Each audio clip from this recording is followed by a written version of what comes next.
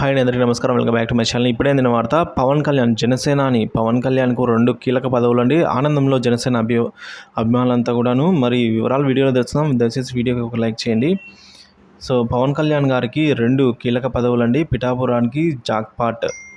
So power star అయిన పవన్ కళ్యాణ్ గారికి luck మారిందండి. గత 10 ఏళ్ళుగా రాజకీయాల్లో ఉన్న ఆయన మొత్తానికైతే చెమటోడ్చి పని చేసిన ఫలితానికి గాను 2 సార్లు అసెంబ్లీలో ఎన్నికల్లో పోటీ చేసి ఓటమి పాలయ్యారు.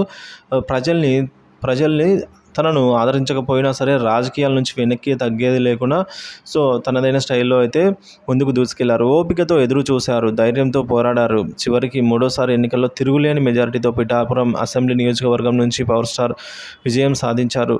బీజేపీ, టీడీపీతో కలిసి కూటమిగా జనసేన పోటీగా దింపారు పవన్ కళ్యాణ్. ఏపీ వ్యాప్తంగా, రాష్ట్ర వ్యాప్తంగా మొత్తం 21 స్థానాలు బరిలో దిగారు. అయితే పవన్ గత ఎన్నికల్లో పార్టీకి ఒకటే సీట్ వచ్చింది. కానీ ఈసారి మాత్రం ఏకంగా 15కు పైగా స్థానాల్లో గెలుపు దిశగా అయితే పరుగులు తీసింది. సో అయితే ఈసారి పవన్ కళ్యాణ్కు కీలక పదవి దక్కే అవకాశాలే కనిపిస్తున్నాయి. ఏపీలో కూటమి ప్రభుత్వం ఏర్పడిన తర్వాత పవన్ కళ్యాణ్ ఏకంగా డిప్యూటీ సీఎం అయ్యే అవకాశాలు ఎక్కువగా ఉన్నాయి. దీంతో పాటుగా ఆయనకు హోమ్ మినిస్ట్రీ కూడా ఇచ్చే ఛాన్స్ కనిపిస్తోంది.